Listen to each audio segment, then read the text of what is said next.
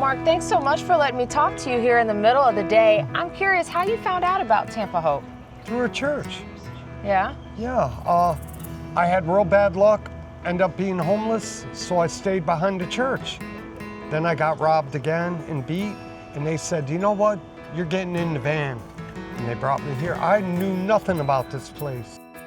On any given night, there are thousands of men, women, and children that don't have a place to call home in the city of Tampa. But now there is some hope, and that's thanks to Tampa Hope, where there are more than 200 Hope cottages. And I'm learning from the executive director, Maggie Rogers, how all of this came to be. Thank you so much for having me here. Thanks for being here. Wow, I mean, more than 200 cottages, and you actually said there's more than 300 beds. Explain what is going on at this facility. Right.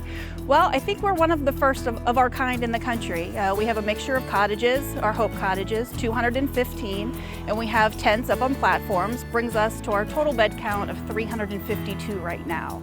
And we're not just a typical cottage, it's about our wraparound services, all the love that we give somebody when they come into Tampa Hope. And I want to hear more about those services, but first let's talk about the cottages. What are they like inside and what makes them so special, especially for those in the Sunshine State? So the cottage, it has AC, so it keeps them out of the heat, but also has heat in the winter, so it's keeping them out of the cold. And then they have a bed and they have some storage. They also have access to electric inside their cottage. And they're rated for a Cat 5 hurricane, and so obviously living in Florida, that comes in handy. Yeah, you've thought of a little bit of everything, and before the Hope cottages were here, you mentioned tents. Talk to me about the process of how Tampa Hope has grown. Right. I think one of the things that the city liked is our ability to respond quickly, and so we closed on this property November of 21, and we opened less than a month later. And it was really like a blank canvas, and we got to paint what will the future look like here. And so when we opened, we started with tents up on platforms and had 125 of those. And then as we added to the property, we added our Hope cottages. And then I'm amazed by the rest of the facilities and the services because it's more of a holistic approach to the care you provide. It's not just the roof over their head. And I think that's really why our success rate is higher than the average emergency homeless shelter across the country, is because we do wrap around the client. It's really about the whole person, what do they need? And so it's case management, it's housing services, medical services. It's, of course, their meals, showers, laundry, restroom. And Maggie, I know you're being humble because when we talk about the medical services, this is actually a place for the first of its kind in the country with the OnMed system. Tell me about that. Right, so it's essentially like a doctor in a box.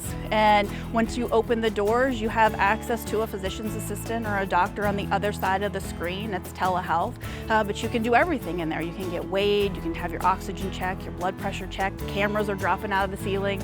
And how does that add to the dignity and know that there's privacy within getting that type of healthcare service? They'll walk into the clinic, the doors close, it fogs, so it's not transparent. They're just in there with the doctor on the other side, and they get to have that conversation, and then they can be referred to another doctor or a follow-up visit. Prescriptions can be written.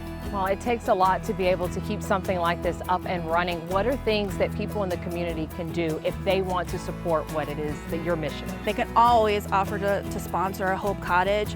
Of course, toiletries are always needed, cash for operations, sponsor a meal, sheets, towels, blankets. And what are the things that you hear from people that stay here and then once their time has passed and they're ready to move on to find their own housing? It's lovely whenever they come back to visit us, and they're so appreciative. They've got, they're in their own apartment. We've moved over, almost 1,000 people into housing.